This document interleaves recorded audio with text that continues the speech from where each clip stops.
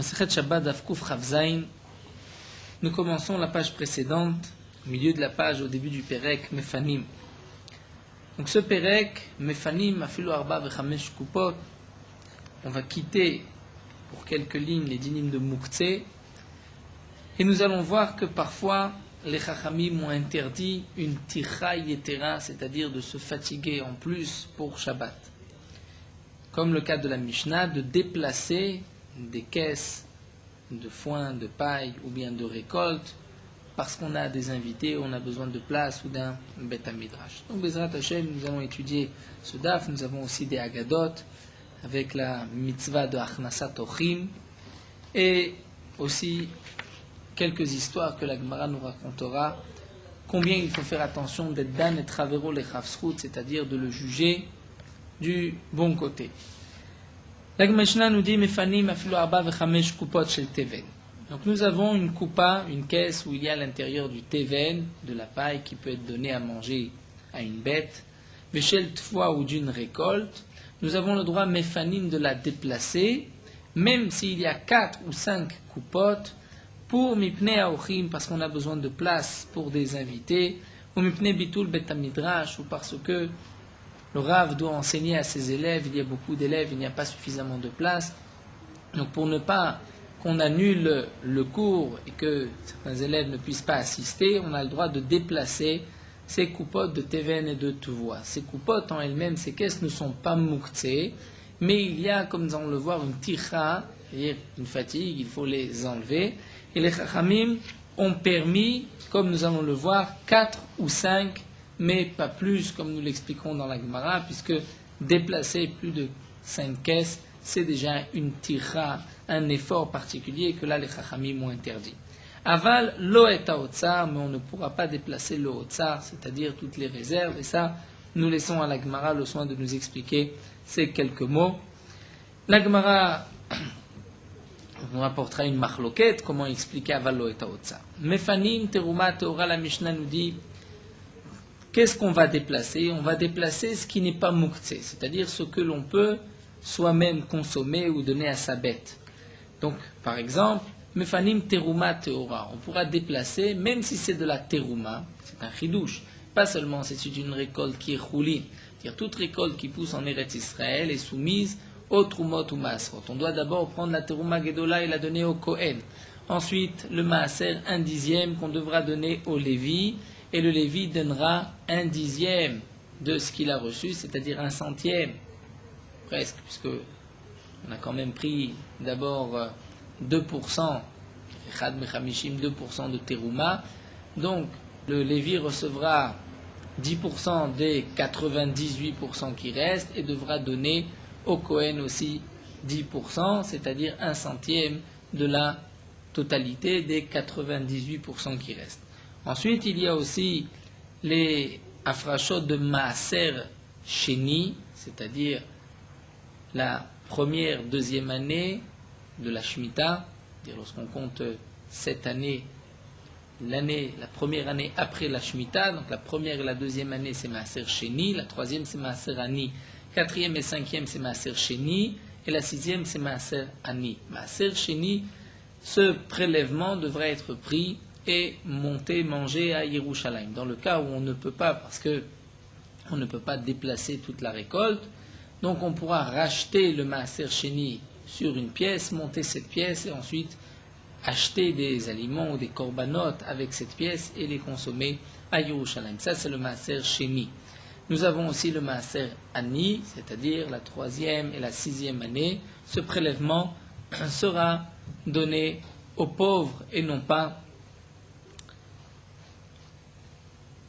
et ne sera pas monté à Yerushalayim. Donc nous avons tout d'abord une récolte rouline, c'est-à-dire lorsque tous les prélèvements ont été faits, cette récolte est permise, on peut la manger, donc c'est sûr qu'on a le droit de la déplacer. La Mishnah vient nous dire même de la terouma, même c'est de la terouma lorsqu'elle est pure, et puisqu'elle est pure, donc on a le droit de la consommer, puisque le Kohen, comme la Gemara l'expliquera, peut la consommer, donc même un Israël aura le droit de la déplacer. Vedmaï. Dmaï, c'est une récolte qui a été achetée chez un ignorant et nous ne savons pas est-ce qu'il a fait les prélèvements ou est-ce qu'il n'a pas fait les prélèvements de Trumot ou Maasrot. Donc c'est une récolte qui est interdite par les Chachamim. Si c'est une récolte de maï, on pourra aussi la déplacer. Nous verrons par la suite, la Gemara expliquera, puisque le demaï peut être mangé par le pauvre. Donc même le riche a la possibilité tout d'un coup de devenir pauvre en rendant efker tous ses biens, en les abandonnant.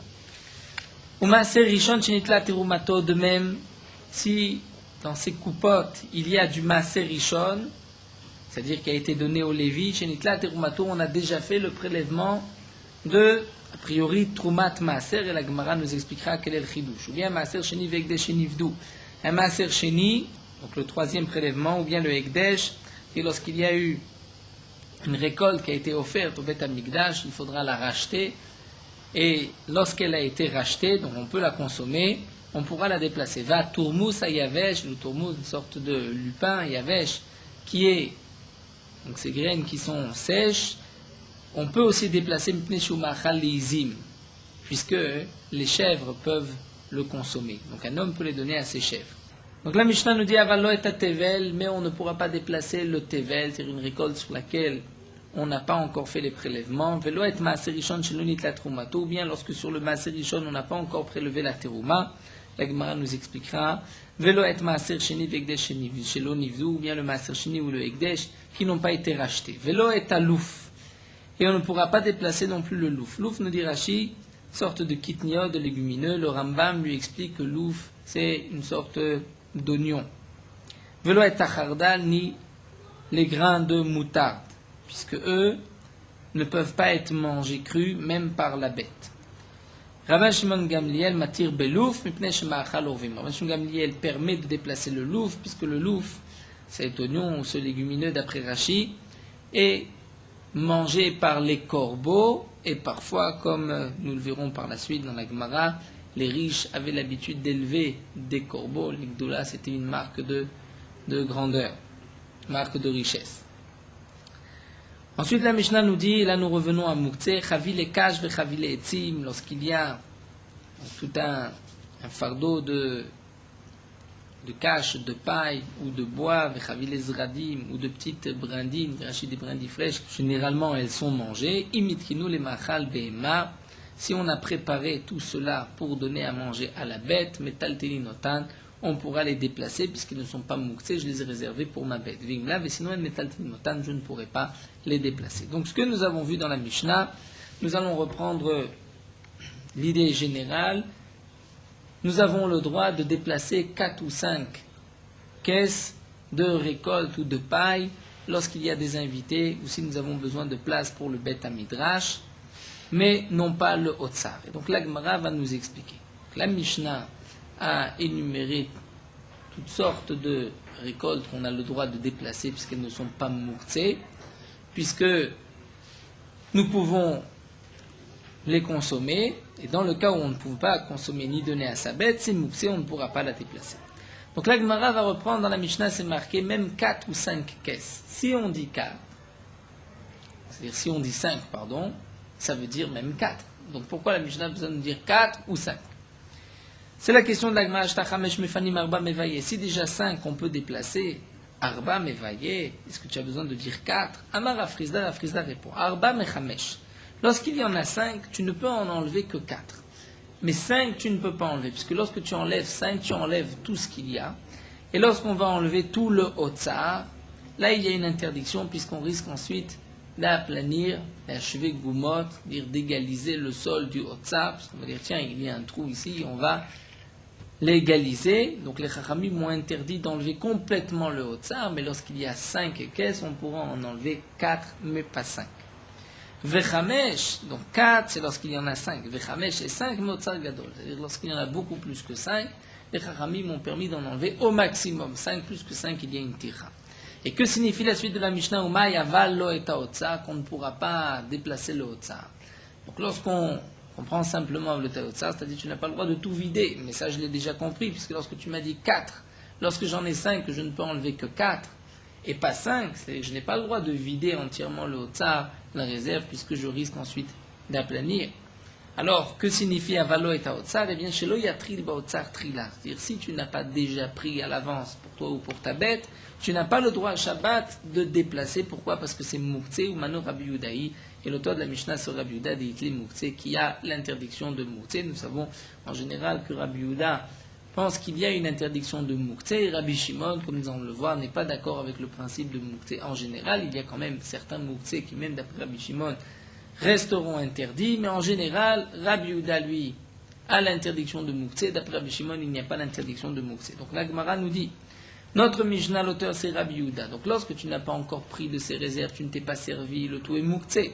Puisque c'est mouktsé, tu n'as pas le droit de te déplacer, même si tu as des invités. Dans le cas où tu as déjà pris à l'avance, donc là le problème est simplement de tira, de ne pas trop se fatiguer.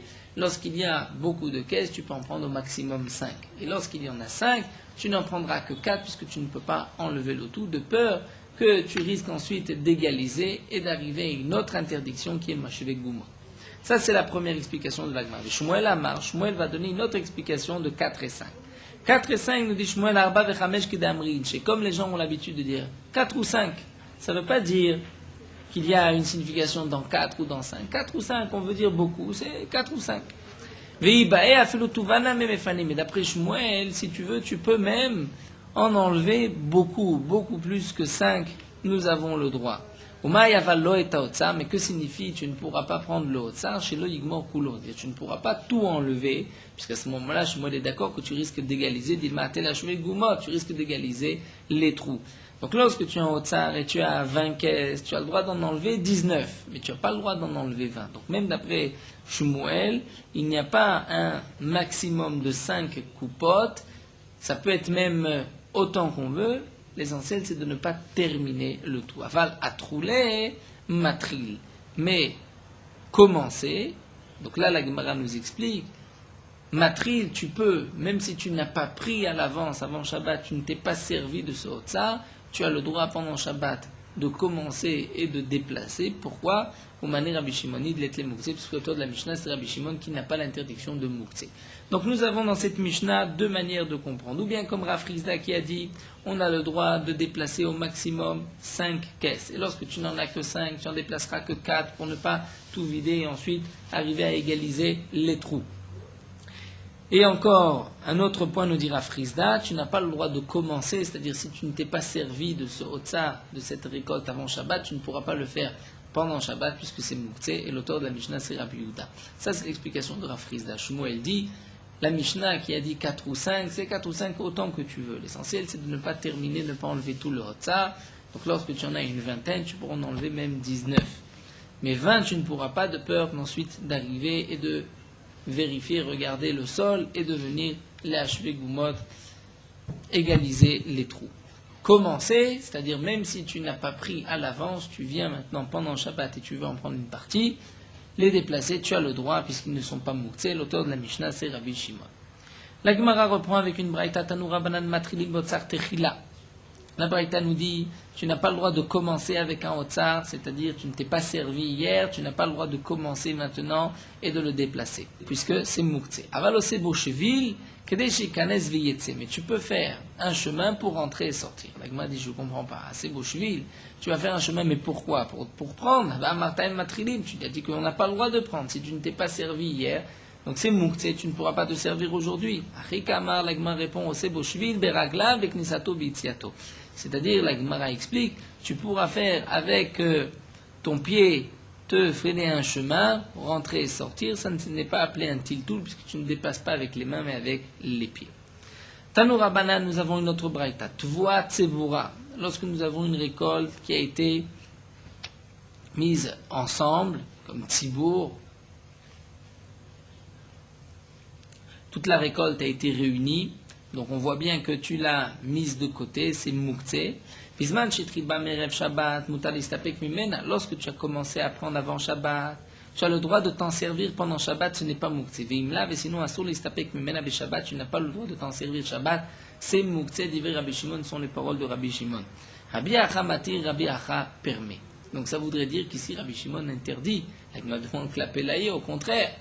Généralement, Rabbi Shimon, lui, n'a pas l'interdiction de Moukse. Ici, Rabbi Shimon est plus mahmir que Rabbi Acha. Et là, l'Agma dit, il faut inverser. D'ivre Rabbi Acha. Donc, Rabbi Acha interdit, lorsque tu ne t'es pas servi avant Shabbat, c'est-à-dire tu n'as pas donné à ta bête, donc ça montre bien que tu l'as mis de côté, c'est Moukse. Pendant Shabbat, tu ne pourras pas t'en servir.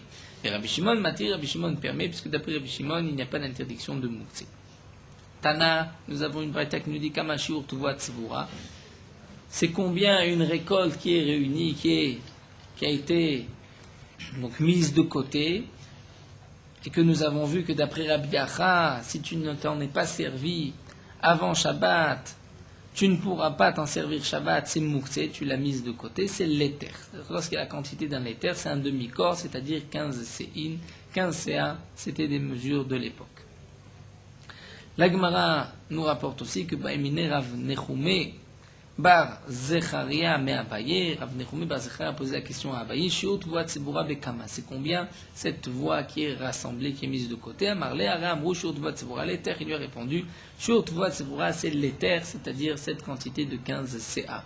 Lorsque tu as 15 CA de récolte qui a été mis de côté, donc on voit que c'est Moukse, tu ne veux pas le garder, tu as l'intention de le laisser en réserve. Dans ce cas-là, c'est Moukse, le lendemain Shabbat, tu ne pourras pas en prendre et donner à ta bête. Ibaïléou, la Gemara reprend, d'après Rafrizda, nous explique Rachid. Nous avons vu que d'après Rafrizda, on ne pourra pas déplacer plus de 5 caisses.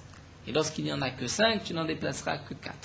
Donc il y a un shiur maximum 5 caisses d'après Rafrizda. Ibaïléou, la Gemara pose la question. Est-ce que c'est Be'arba vechamesh kupot in tfelo? Ou bien ça peut être plus. C'est-à-dire, nous avons une coupa. Chaque coupa, on va dire, peut contenir 2 petites coupotes. Lorsque la Mishnah nous a dit tu as le droit d'enlever au maximum 5 coupotes, est-ce que le problème ici, c'est-à-dire on ne veut pas que tu te fatigues en plus pendant Shabbat. Donc est-ce que c'est les allers-retours qui sont considérés comme une fatigue, ou bien c'est la quantité que tu portes qui est la fatigue? C'est-à-dire, tel que va l'expliquer la Gemara, on a 2 possibilités de comprendre. On peut dire c'est-à-dire, tu as le droit de déplacer 5 coupotes, pas plus, mais les 5 coupotes, c'est en 5 allers-retours et pas plus. Mais tu n'as pas le droit de diviser chaque coupa en 2, puisque sinon tu vas aller faire 10 allers-retours. Alma, les maoté bilochadif. Donc la tira, c'est de diminuer les allers-retours. Odilma, les maoté masouyadif. Peut-être qu'au contraire, lorsqu'on te permet de prendre une grande coupa, donc bien sûr qu'on te permettra de la diviser en 2, puisque lorsque tu vas diviser en 2, tu porteras à chaque fois moins et tu te fatigueras moins, tu vas t'essouffler moins vite. Donc, on peut expliquer que Chamesh Kupot, c'est parce que la tira, c'est de faire plus de 5 allers-retours, donc les Ramon dit 5 coupotes et c'est tout.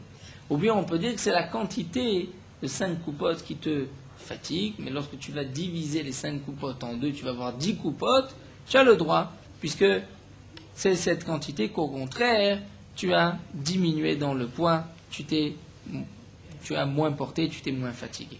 Eh bien, la Gemara rapporte une braïta tashma. Une braïta qui nous dit on pourra déplacer même 4 ou 5 coupotes chez le kadeh, chez le kadeh. C'est-à-dire, même s'il y a dans des caisses plusieurs cruches d'huile ou de vin, on pourra déplacer donc 4 ou 5. Nous avons une autre braïta qui dit dire tu pourras déplacer 10 ou 15. Donc, comment comprendre ces 2 braïtot? Maïla, me dit l'agma, n'est-ce pas que c'est ainsi qu'il faut dire? La braïta nous dit 4 ou 5 coupotes, même s'il y a à l'intérieur de chaque coupa plusieurs cruches de vin, tu vas prendre en une fois toutes les cruches pour avoir au maximum 5 coupotes, puisqu'il faut faire le moins d'aller-retour possible. Et la deuxième braïta qui te dit même 10 ou 15, que signifie 10 ou 15? C'est-à-dire que tu peux diviser et aller faire 10 ou 15 allers-retours, puisqu'au contraire, tu vas moins te fatiguer. Donc, nous avons répondu à notre question. C'est peut-être une marloquette Tanaïm.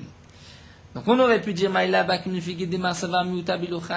pense qu'il faut diminuer dans les allers-retours, donc c'est 5 coupotes, même s'il y a à l'intérieur de chaque coupa plusieurs cruches de vin et d'huile. Oumar Savar, mais le second pense que Meouté Bemasou Yadif, il vaut mieux diminuer dans le poids, donc tu peux prendre 10 ou 15 cruches. La Gemara dit pas du tout, l'eau découlal, ma Meouté Bilouchadif, tout le monde est d'accord qu'il vaut mieux diminuer les allers-retours. Seulement, Oumi Savar Tabeser, Bechamesh Esri Akupot, Kae. Est-ce que tu penses que ce qui est marqué 10 ou 15, c'est-à-dire 10 ou 15 coupotes? Pas du tout, Akadin Kae. C'est-à-dire, tu peux prendre 10 ou 15 kadines, c'est-à-dire 10 ou 15 cruches. Velo kasha, et il n'y a pas de contradiction. Voici ce que les braïtot viennent te dire. Ah, des mishkele chat chat bekoupa. Lorsque tu peux mettre une cruche de vin dans une coupa, donc c'est la première braïta qui te dit tu pourras déplacer 5 coupotes, 5 caisses qui ont chacune une cruche de vin ou d'huile. Ah, des mishkele très très. Dire le deuxième braïta qui dit 10, c'est que tu pourras déplacer 10 cruches lorsque dans chaque coupa, il y a 2 cruches, mais tu ne vas pas faire plusieurs allers-retours. Tu vas prendre la même coupa avec 2 cruches. Et lorsque dans la même coupa, on peut mettre 3 cruches, alors tu auras le droit de prendre même 15 cruches. C'est ça ce que la Braïta vient nous dire. Et que signifie donc 3 cruches dans une coupa? Ou des courées, des arpania, ce sont dans les cadines, c'est-à-dire les cruches de cet endroit de arpania, où là il y a des petites cruches, 3 cruches qui peuvent rentrer dans une caisse. Donc nous avons vu, d'après la conclusion de la Gemara, que l'essentiel c'est de faire le moins d'allers-retours possible, puisque les allers-retours c'est ce qui fatigue. Donc même si tu as 5 grosses caisses, tu as le droit de prendre 5 grosses caisses, et il vaut mieux faire 5 allers-retours plutôt que d'en faire 10, même si tu vas à chaque fois porter moins de poids. Une autre question que la Gemara pose, lorsqu'on dit 4 ou 5, c'est même si tu as beaucoup d'invités, c'est-à-dire en tout et pour tout 4 ou 5, ou bien tout dépend des invités. C'est-à-dire pour chaque invité, tu peux en sortir 4 ou 5. Mais même si tu dis que pour chaque invité, tu peux sortir 4 ou 5 caisses, est-ce que, demande la Gemara, est-ce que c'est Chad Gavra Mefane les Koulou ou Odilma Gavra Gavra Mefane Nafshe? Est-ce que c'est une seule et même personne qui peut enlever autant de caisses pour tout le monde? Donc s'il y a 5 invités, on a dit qu'on peut multiplier par 5, donc ça fait 25 caisses. Est-ce que c'est la même personne qui a le droit de déplacer 25 caisses, ou là il y a une tira particulière, une fatigue particulière, et tu devras Gavra Gavra Mefane Nafshe, chacun va pour soi-même enlever les 5 caisses. Tashma, donc l'agma va répondre, Amar Rabba, Rabba a dit, Amar a prié au nom de Rabbi Chia. Pa'amachat ala Rebi li makom echad, une fois Rebi a été dans un endroit, Vera makom dachouk le talmidim, il a vu que là où étaient assis les élèves, c'était un peu serré, Veyatza le sadeh, il est sorti dans le champ. Donc il a voulu enseigner dans le champ, Umatza sadeh melea omari, mais il a vu que le champ était plein de petits tas de la récolte, Veimer Rebi kol sadeh kula, et Rebi a ramassé tout le champ pour pouvoir permettre aux élèves de s'asseoir. Et Rav Yosef, Amar Rabbi Shua, nous avons une autre histoire, Rav Yosef, le nom de Rabbi Shua, qui dit par Machat, Alach Rabbi Chia le makom echad, une fois Rabbi Chia était à un endroit, Vera makom dachouk le talmidim, il a vu que là où étudiaient les élèves, l'endroit était serré, Veyatza le sadeh, il est sorti dans les champs, Matza sadeh melo marim, il a trouvé un champ plein de tas, Veimer Rabbi Chia kol sadeh kula, Rabbi Chia a ramassé, a mis de côté tous les tas. Donc Shema Mina, kol lefiochin, on peut déduire ici que à Kol Fiorchim, tout dépend des invités, puisque là il y avait beaucoup d'élèves, donc ils ont pu déblayer tout le champ, pas seulement l'équivalent de 4 ou 5 caisses, mais tout le champ pour faire de la place aux élèves. La Gemara dit, la deuxième question n'a pas été répondue. Est-ce que c'est la même personne qui va déplacer le tout, ou bien chacun déplacera pour soi? Tashma, la Gemara apporte une preuve. Il met Rebi, c'est marqué que Rebi lui-même, a priori, a déblayé tout le champ. Demande la Gemara, ta mère, tu peux imaginer que Rebi, Bedenaf Sheimer, c'est impossible de dire que même Rebi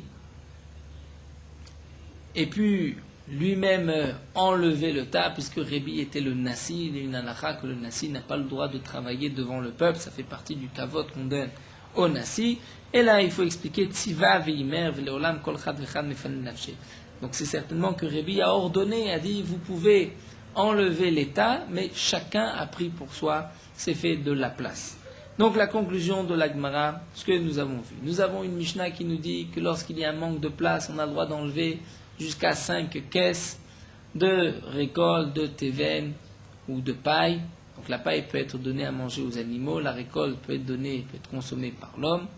Dans le cas où il peut la consommer, et même comme nous l'avons vu d'après Aprisda, où il s'est déjà servi avant Shabbat, donc ce n'est pas Mouktsé, puisque ce n'est pas Mouktsé. Le problème de la Mishnah, c'est de savoir est-ce qu'il y a une tira ou une fatigue. Donc jusqu'à 5, on te permet, ce n'est pas une fatigue supplémentaire pour Shabbat, au-delà de 5, c'est interdit. Et nous avons vu aussi que d'après Aprisda, la Gemara avait expliqué que l'essentiel, c'est 5 et il faut diminuer les allers-retours. Nous avons vu aussi que c'est 5 pour chaque invité. Lorsqu'il y a beaucoup d'invités, on pourra enlever tout l'état c'est-à-dire toutes les caisses que nous avons devant nous. Mais comme la Gemara l'a dit, peut-être que c'est chacun qui doit enlever les caisses pour lui-même et non pas une seule et même personne qui va faire le travail pour tout le monde, puisque là il y a une fatigue, une tira particulière. Donc puisque nous avons parlé des invités, la Gemara va commencer. Nous avons une agada concernant la mitzvah d'avoir des invités Achnasat Ochim. Amar Rabbi Yochanan nous dit Gdola Achnasat Ochim Kashkamat Bet Midrash. Grand est la Achnasat Ochim d'inviter, d'avoir des invités chez soi, Kashkamat Bet Midrash, comme la mitzvah de se lever tôt et d'aller au Bet Midrash étudier des katané, puisque c'est marqué dans la Mishnah. Mipnei Ochim, Mipnei Bitul Bet Midrash. On a le droit de déplacer les caisses pour des invités ou pour laisser de la place dans la maison d'études. Donc on voit que les Ochim, les invités, sont sur le même poids, sur la même balance, au même niveau que le Bet HaMidrash. Rav Dimi Minardi Amar, Rav Dimi va dire plus encore, Yotem Ashkamat HaMidrash. Avoir des invités, c'est plus important, c'est plus grand que d'aller tôt au Bet HaMidrash. Pourquoi? Parce que dans la Mishnah, c'est marqué Mipnei Ochim, d'abord Mipnei Ochim, Vadam Mipnei Bitul Bet HaMidrash. Ensuite, on parle du Bet HaMidrash. Amar Abuda, Rabuda nous dit au nom de Rav Gdola Achnasat Ochim, grande est la mitzvah d'avoir des invités, mais à Kabbalat Pene Shrina, que de recevoir la Shrina. Nous la prenons de Avraham Avinu. Lorsque Avraham Avinu était à l'extérieur de sa tente et que Akadosh Baruch Hu est venu lui rendre visite, il a vu des invités. Vayomar, il a demandé à Akadosh Baruch Hu, Hachem, Imna Matzatichen Benecha, si je trouvais grâce à tes yeux, Alna Ta'avor Me'al Davdecha, ne t'en va pas, reste, attends-moi, je vais prendre les invités, je reviens. Donc Avraham Avinu a laissé la Shrina et a été s'occuper de ses invités. Amar Rabelazar nous dit les mesures d'Akadosh Baruch Hu ne sont pas les mêmes qu'un homme de chair et de sang. Midat basar vadam, un homme de chair et de sang, en katanechol lomar legadol amten atshevu etzlecha.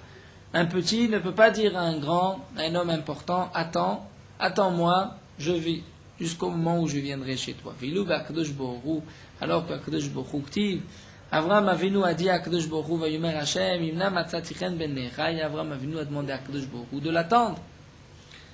Amar Rabuda Barshila, Maravasem Rabbi Yochanan, Rabuda Barshila, Dionon, Ravasem Rabbi Yochanan, Shishat Varim, il y a 6 choses, Adam Ochel Perotem Baolam Hazeh, que l'homme mange les fruits du salaire, de la récompense de cette mitzvah dans ce monde-ci, va Keren, mais le capital, l'essentiel, le mérite de la mitzvah, c'est les olam haba pour le olam haba. Velouen, voici les mitzvahs. Tachnasat Ochim, d'avoir des invités chez soi.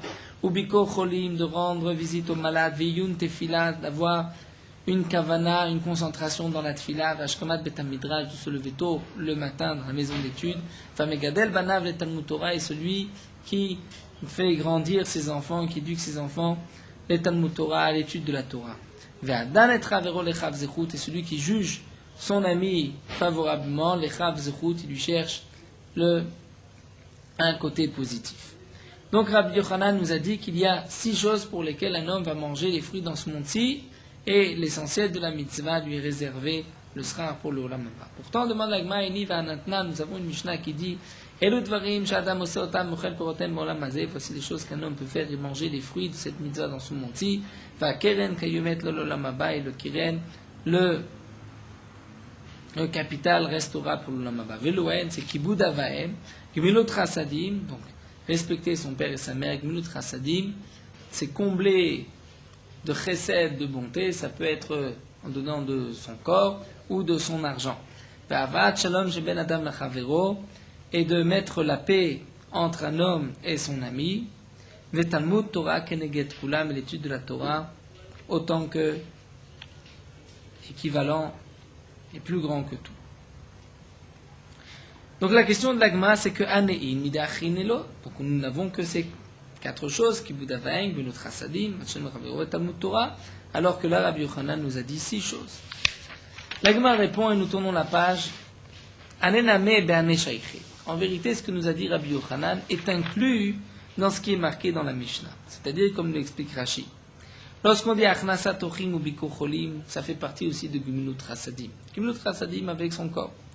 Iyun Tfila, Rashi nous dit c'est aussi Gemilut Chassadim, comme il y a un pasouk, c'est marqué Gomel Nafsho Ish Chesed. Gomel Nafsho Ish Chesed, et la Tfila est aussi appelée Nafsho, donc son âme. Donc ça fait partie aussi de Gemilut Chassadim. Ashkamat Bet Medrash, ça c'est ce que nous avons vu dans Talmud Torah, Megadel Banav le Talmud Torah, c'est aussi le Talmud Torah. Adan et Travero lechav zechut, ça fait partie, nous dit Rashi, de Avat Shalom Shem Nadam lechavero, de mettre la paix entre un homme et son ami, puisque lorsqu'on va le juger favorablement, on ne se disputera pas et il y aura la paix entre les personnes. Tanu Rabbanan, la Gemara reprend avec cette mitzvah, cette obligation, si on veut dire, Adan Chavero lechav zechut, de juger son ami favorablement. Adan Chavero lechav zechut, nous dit la Braïta, Danin oto l'eschut. À lui aussi, Akadosh Baruch Hu le jugera favorablement l'eschut, dans le bon sens, positivement. Umaaseh b'adam echad, l'Agma nous raconte, c'était le cas d'un homme, She'arad migalil ha'elyon, qui est descendu de la haute Galilée, Veniskar etzel balabait echad bedarom, et il a été travaillé chez un homme bedarom dans le sud. Shalosh shanim, pendant 3 ans. Erev Yom Kippourim, la veille du Yom Kippour. Amarlo, il a dit, ten li schari, donne-moi mon salaire, ve'ler vazun et ishti ubanai, et je vais aller nourrir ma femme et mes enfants. Amarlo, il lui a répondu, enli maot, je n'ai pas d'argent. Amarlo, il lui a dit, bon, si tu n'as pas d'argent, tenli perod, donne-moi des fruits. Amarlo, il a dit, enli, je n'ai pas de fruits. Il lui a dit, tenli karka, donne-moi un terrain. Enli, il lui a dit, je n'ai pas. Tenli behema, donne-moi une bête. Enli, il lui a dit, je n'ai pas. Tenli karim vexatot, donne-moi des coussins, des couvertures. Enli, il lui a dit, je n'ai pas. Ifshil kelav lachorav, il a pris donc ses affaires derrière son dos, son baluchon, ve'alach le beto, et il est rentré chez lui, bepaché nefesh, assez triste.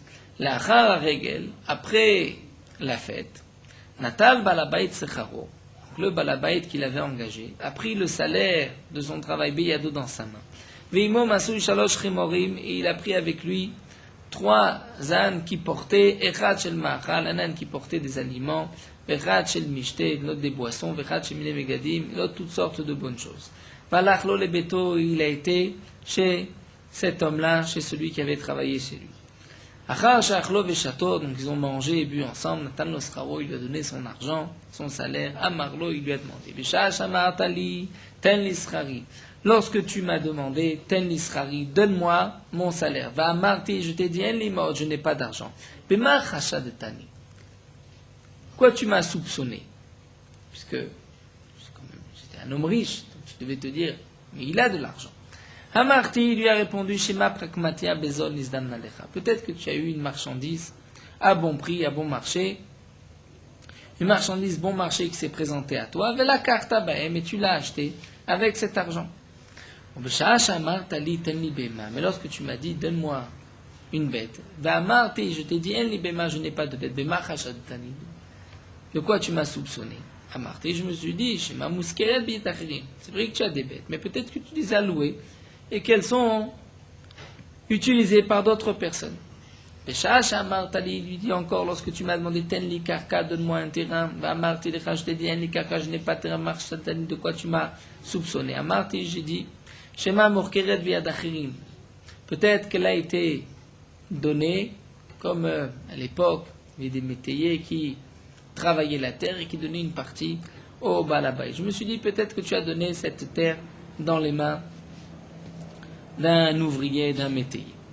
Et lorsque je t'ai dit, en li perod, je n'ai pas de fruits non plus, de quoi tu m'as soupçonné? Amarti, donc cet homme a dit, je me suis dit, Shema enan musarot, peut-être que tu n'a pas fait les prélèvements de Trumot ou Masrot. C'est pour cela que tu ne veux pas me les donner. Lorsque je t'ai dit, je n'ai ni coussin ni couverture, je n'ai rien, de quoi tu m'as soupçonné? Alors Amarti, il répond, j'ai dit, peut-être qu'il a fait don de tous ses biens au ciel, au Beth Amikdash, c'est pour cela qu'il n'a rien. Amarle, le Balabait lui a dit, Avoda, une sorte de choua à l'époque, nous explique le Marsha, sur le service qu'il y avait au Beth Amikdash. Le Marsha dit plus encore que la ponctuation de Avoda, c'est la même ponctuation que le nom d'Akadosh Baruch Hu, le Shem Adnut. Alors il a juré, il a dit à Avoda, Kar Haya, c'est ainsi, Kar Haya, c'est ce que tu as dit, c'est ce qui est arrivé. Hidarti kol nechasai bishvil urkenus beni shelo asak batora. J'ai fait le don, j'ai fait le vœu de donner tous mes biens en Beth Amikdash à cause de mon fils Urkenus qui n'a pas étudié la Torah et je ne voulais pas lui laisser tout cela en héritage. Donc chez Bati etzel chaverai bedarom, lorsque j'étais chez mes amis dans le sud, et Tirouli kol nedarai, ils m'ont permis tous mes vœux et à ce moment-là, donc j'ai pu maintenant venir te payer ton travail. Ve'ata, et donc le Balabait lui a dit, et toi, Keshem Shedantani l'Isrout, de la même manière que tu m'as jugé favorablement à Makom Yadi notre l'Isrout, Akadosh Baruch Hu va aussi te juger favorablement. Et bon de rappeler que c'est rapporté dans les Sfarim, lorsque c'est un homme, dire mon prochain, un homme simple, c'est-à-dire, parce que ce n'est pas un Talmid Chacham, pas un homme qui érudit en Torah, lorsque il est à 50-50, c'est-à-dire je peux dire que je peux le juger favorablement, mais je peux juger aussi les chov négativement, lorsque c'est 50-50, j'ai l'obligation de le juger favorablement. Lorsque il y a beaucoup plus de chances qu'il ait mal agi plutôt que de le juger, on va dire, positivement, là, je n'ai pas l'obligation, mais c'est midat chassidut. C'est-à-dire, s'il y a 80% de chov et 20% de srout, je ne suis pas obligé, mais c'est midat chassidut. Mais si c'est un talmid chacham, même s'il y a très peu de pourcentage, dire de chance, tzedadim, de le juger favorablement, pour le talmid chacham, j'ai l'obligation de le juger favorablement. Et l'Agma nous rapporte encore quelques histoires. Tanou Rabbanan. Maaseh bechassid echad, c'était le cas d'un chassid. Rashi nous dit, chaque fois que l'Agma nous dit chassid echad, c'est ou bien Rabbi Yehuda ben Baba ou Rabbi Yehuda ben Rabbi Ilai. Chez Padar Riba Achat, il a racheté une jeune fille qui avait été prise en captivité, une jeune fille bat Israël, une fille juive. Vele malon ishkiva tachat margelotav. Lorsqu'il l'a ramenée chez elle, il s'est arrêté dans une auberge et il l'a fait dormir, il a couché tachat margelotav, sous ses pieds, à ses pieds. Le machar, le lendemain, yarad vetaval, il a été se tremper dans un mikvé, veshanal et talmidav, il a enseigné son shiur, son cours à ses élèves. Vamar lahem, et il leur a dit, il leur a posé la question suivante. Beshash ishkafti atachat margelotav, vemachashadetuni. Lorsque j'ai mis cette jeune fille à mes pieds, vous m'avez soupçonné de quoi? Amar, nous, les élèves ont dit, on ne t'a pas soupçonné. On s'est dit, Shema yeshbanu talmid, sheno badouk. Peut-être qu'il y a un talmid, sheno badouk les rebis, c'est-à-dire peut-être qu'il y a un élève que tu n'es pas sûr de lui, et donc tu n'as pas voulu laisser cette jeune fille toute seule. C'est pour cela que tu l'as gardée près de toi. Besha'ash yarad etiv etavalti.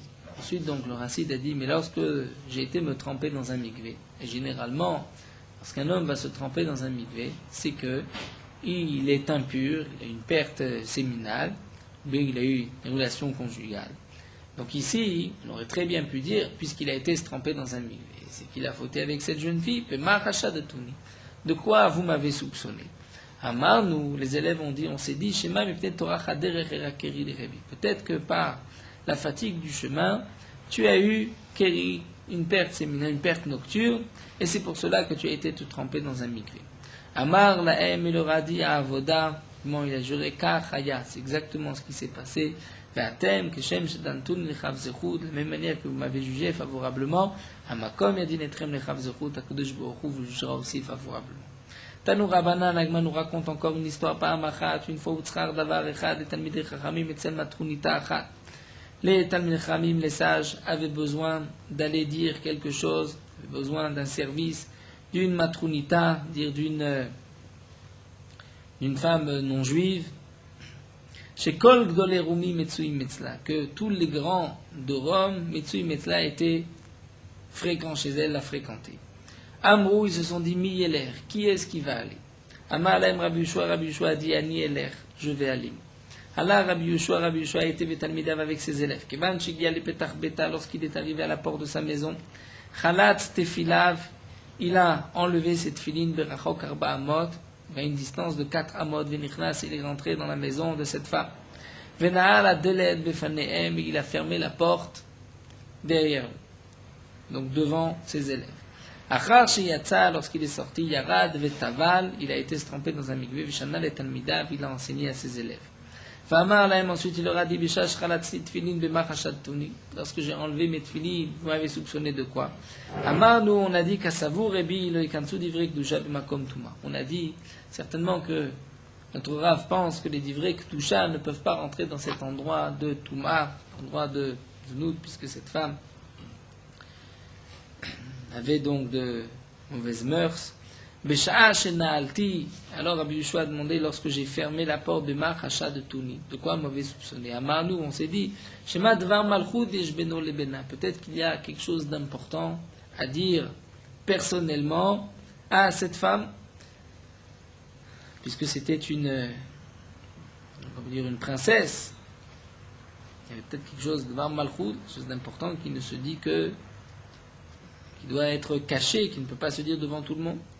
Ensuite, Bishash Yaradeti Vitavalti, et là, Rabbi Yoshua leur a demandé, lorsque j'ai été me tremper dans un mikvé, Bemar Hacha de Tuni, de quoi m'avez-vous soupçonné? Amanu, les élèves ont dit, on s'est dit, Sheman itezat sinora mi pi al begada. Peut-être qu'il y a eu un glaire, un crachat, plus qu'un postillon qui est sorti, qui est tombé sur les habits de notre maître. Et puisque, comme l'explique Rashi, les non-juifs, comme la Gemara le dit dans Masechet Nida, les Chachamim ont décrété que les non-juifs sont impurs, Kezavin, comme l'impureté de Zav, l'école d'Ivraim, qu'à l'époque, Rabbi Yoshua faisait attention de rester en état de pureté. Donc, c'est pour cela que, puisque le glaire, le crachat, peut communiquer cette impureté, c'est pour cela que tu as été trempé dans un mikvé. Amar Lahem, il aura dit à Avoda, Kachaya, c'est effectivement ce qui s'est passé.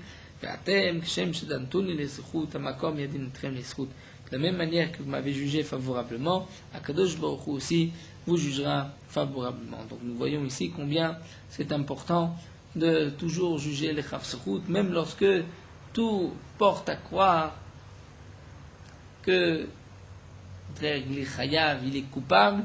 Il faut toujours chercher le côté positif de la personne, de le juger favorablement. Nous allons nous arrêter ici.